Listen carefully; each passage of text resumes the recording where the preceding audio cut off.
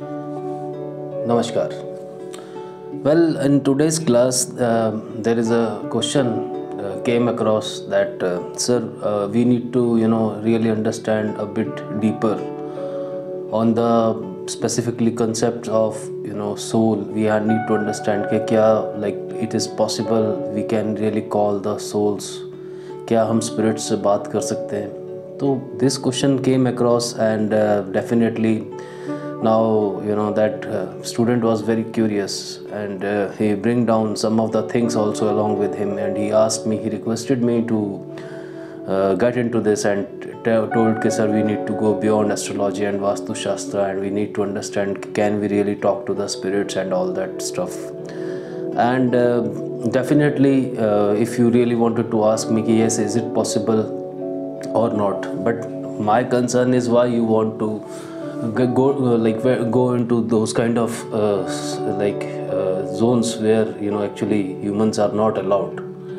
And the most important thing is energies. Energies, sometimes it is not possible for you to handle those energies if those environments are not suitable for these souls. Then it is very difficult for us to really handle them. हम उनको handle नहीं कर सकते हैं अगर वो किसी भी तरह से, अगर इस environment के अंदर वो souls जो होते हैं वो मतलब अगर कंट्रोल से बियॉन्ड चले जाते हैं. तो ये एक एस्पेक्ट था.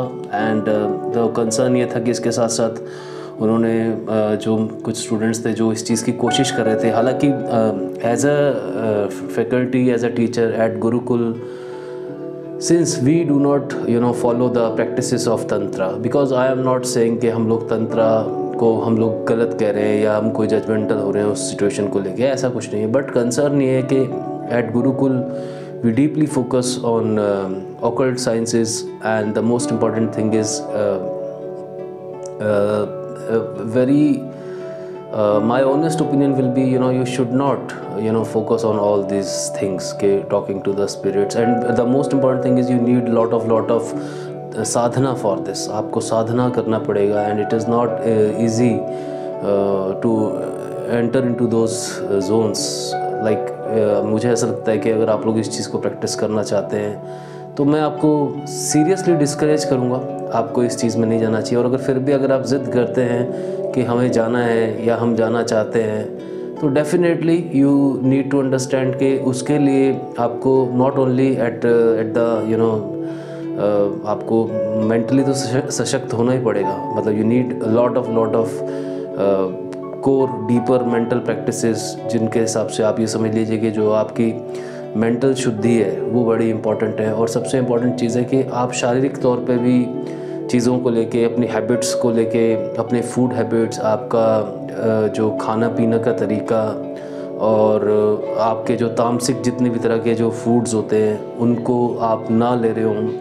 एंड बिकॉज क्या होता है कि सोल्स को अगर आप बहुत डीपली समझते हैं, स्पिरिट्स को अगर डीपली समझते हैं, तो एक होते हैं नॉर्मल सोल्स, ठीक है, और एक होती हैं निकृष्ट सोल्स, एक होती हैं उत्कृष्ट सोल्स. तो अब ये जो कैटेगराइजेशन है उत्कृष्ट का, निकृष्ट का, तो उत्कृष्ट और निकृष्ट, उत्कृष्ट का तो कोई प्रॉब्लम नहीं है, ठीक है. बेसिकली उन सोल्स का तो अपने ऊपर कंट्रोल होता है, और उन सोल्स का बेसिकली आप ये कह लीजिए कि they are quite near to their journey towards moksha. और उनमें से बहुत सारी सोल्स होती हैं जो ऑलमोस्ट अबाउट टू डिपार्ट होते हैं, या उनका इतना कंट्रोल होता है कि वो कई हज़ार साल बाद, कई 100 सालों बाद वो जन्म कभी कभार किसी खास मकसद के लिए लेती हैं. They have such kind of control.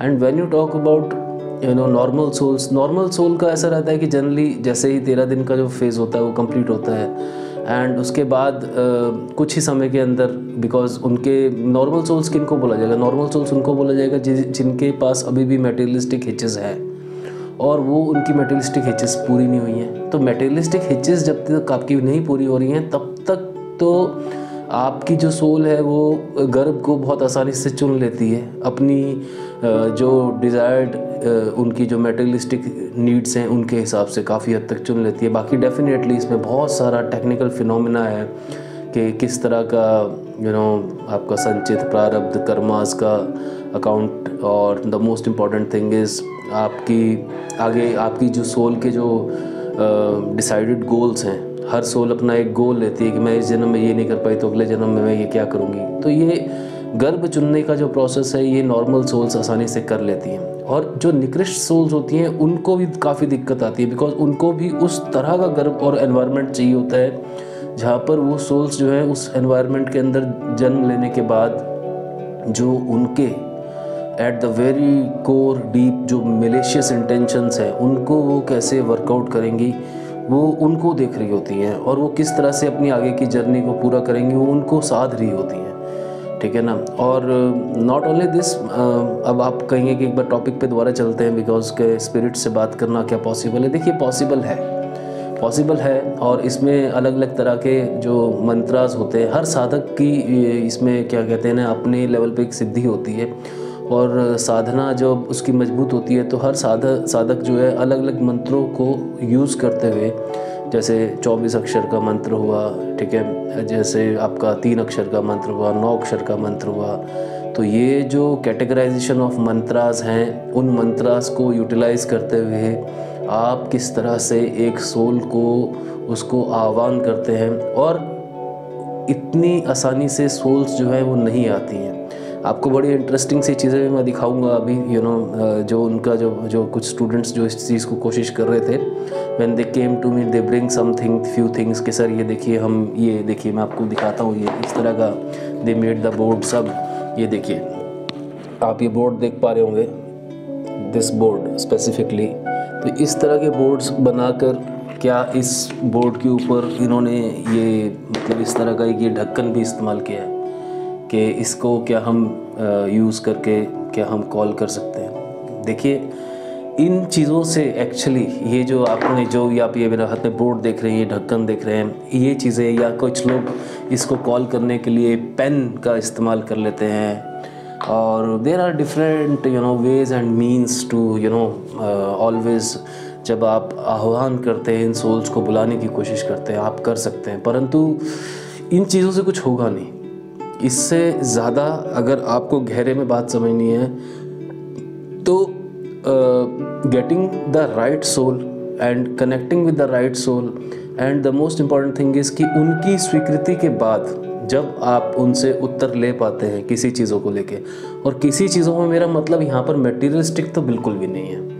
आप अपने मतलब आप मटेरियलिस्टिक क्वेश्चंस जिनका कोई यूज़ नहीं है कि मैं कितना पढ़ लूँगा, मेरा क्या होगा, मेरा क्या फ्यूचर है, इन चीज़ों को लेके अगर आप अपने उत्तर ढूंढ रहे हैं तो मैं आपको कहूँगा कि आप इस तरह की प्रैक्टिस को मत कीजिए, आप इस चीज़ों में एंटर भी मत होइए। And this is an honest advice from, मतलब since as a mentor of RBJ Gurukul मैं आप लोगों को ये बहुत स्ट्रिक्टली कहना चाहूँगा कि एट टाइम्स ऐसा भी होता है कि ये चीज़ें खतरनाक रूप ले लेती हैं और आपके लिए ये काफ़ी मुश्किल हो जाता है कि आप उन सोल्स को, खासकर कोई यदि गलती से भी आपके एनवायरनमेंट के अंदर कोई निकृष्ट सोल है, जो इस तरह की सोल है कि जो अचानक से अगर आपके हाथ से निकल गई या बियॉन्ड कंट्रोल चली गई तो आपके लिए काफ़ी मुसीबत हो सकती है। और ऐसा बिकॉज आज मैं को ये जो वीडियो मैं जो बना रहा हूँ ये इसलिए बना रहा हूँ कि I just wanted to give them clarity कि भाई ये रास्ते आपको एक्चुअली फॉलो नहीं करने हैं। आपके पास already you have powerful tools with you, astrology है, ठीक है। देन आपको अगर कहते हैं पास्ट लाइफ के लिए, देखिए पास्ट लाइफ के लिए वैसे D60 chart already it is given in the astrology, मगर आपकी समझ नहीं है। एस्ट्रोलॉजी क्या है ना, समझ मांगती है, बुद्धि मांगती है, आपका डेडिकेशन मांगती है। ये एक तरह की डीटी है, आपको इनके साथ जुड़ना पड़ेगा। आपको जिस तरह से लक्ष्मण भगवान के मतलब लक्ष्मण भगवान जो है रावण जी के चरणों में जाके बैठे और उन्होंने तब ज्ञान प्राप्त किया राम जी के कहने पे, तो राम जी ने उन्हें एडवाइस किया कि वो पहले गलती से जाके उनके सिर के पास बैठे थे, तो वो चीज़ गलत है। आपको अगर इन चीज़ों से, अगर एस्ट्रोलॉजी, वास्तुशास्त्र, इन डिटीज़ से अगर आपको नॉलेज चाहिए तो आपको झुककर, आपको उनके चरणों में बैठकर एक साधना के तौर पर इसको करना पड़ेगा, तब आप इन चीज़ों को समझ पाएंगे। और ये believe me, this is not something, ये बहुत मुश्किल है, ये सिर्फ साधना का मार्ग है। और साधना को आप समझिए ना, साधना तो आप इसमें भी, ये जो आपको मैं बताया अभी, जो आपको बोर्ड दिखा रहा था तंत्र वगैरह, इसका मतलब गलत नहीं है, फिर से बोल रहा हूँ तंत्र, मगर आपकी इंटेंशंस मैटर करेंगी कि आपकी इंटेंशंस कैसी हैं, ये बहुत ज़्यादा मैटर करेगा। तो दोस्तों मैं आपको बस एक बात ये बोलना चाहूँगा कि आप एस्ट्रोलॉजी के थ्रू अगर आपके पास नॉलेज है, आपकी नॉलेज सही डायरेक्शन में है और आपका इंटेंशन बिल्कुल सही है, तो आपको आपके सारे उत्तर मिल जाते हैं। ऐसे ही आपको वास्तु पंच तत्वों के थ्रू आपको सारी गाइडेंस देता है, जो कि वास्तु के अंदर मैं इस चीज़ को बहुत क्लैरिफाई करता हूँ कि आप एक व्यक्ति से जब बात कर रहे हैं, आप उसके बात करने के लहजे से अगर आप उसकी पर्सनालिटी को समझ पा रहे हैं, तो that means yes you have knowledge of पंच तत्वास। अब आप कहोगे पंच तत्वास, यस पंच तत्वों से ही, सांख्य के तो 25 तत्व हैं, पंच तत्वों से ही अगर आप ध्यान से इनको ऑब्जर्व करोगे कि कौन सा तत्व बॉडी के अंदर क्या कर रहा है आपके साथ और आपको किस तरह के इमोशंस ट्रिगर करता है और वो आपकी पर्सनालिटी में कैसे कंट्रीब्यूट करता है, तो आपको समझ आनी स्टार्ट हो जाएंगी। तो गाइज टॉपिक को सीधा और स्ट्रेट रखते हैं, वापस से एक बार चलते हैं। क्या स्पिरिट्स को कॉल करना सही है? बिल्कुल नहीं, आपको नहीं करना चाहिए। This is an unnatural way to connect the souls. फिर भी अगर आप एक प्रोटेक्टेड एनवायरनमेंट के अंदर आप एक सिद्ध पुरुष हो चुके हैं, आपको लगता है आपकी उस लेवल की साधना और आप बुलाना चाहते हैं, तो आप जो है आपके पास वो क्षमता होनी चाहिए कि आप उन्हीं सोल्स को कॉल करें कि जो कि पुण्य आत्मा हैं, जो कि पॉजिटिव सोल्स हैं, और वो आपको कुछ मार्गदर्शन देंगी। मगर आपका जो मार्गदर्शन है अगेन वो मटेरियलिस्टिक क्वेश्चंस के अराउंड एंड सराउंड जितना हो सके कम होना चाहिए, बल्कि होना ही नहीं चाहिए मेरे हिसाब से तो, बट जितना हो सके कम होना चाहिए।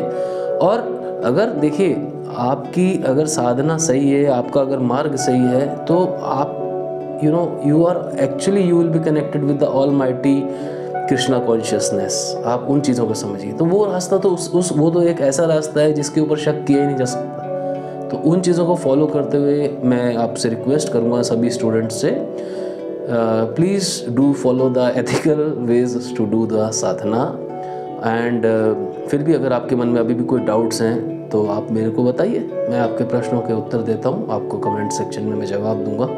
और ये जो सारी चीज़ें हैं, ये बोर्ड, अभी आप कुछ लोग ऐसे ही होंगे जो सोच रहे होंगे इस बोर्ड को बनाना सीख लेता हूँ मैं, तो मैं बुला लूँगा, आप नहीं कर पाएंगे। और आपसे निवेदन है सबसे मेरा, कीजिए भी मत। It is not required, only follow the path of Krishna consciousness. Hare Krishna, धन्यवाद।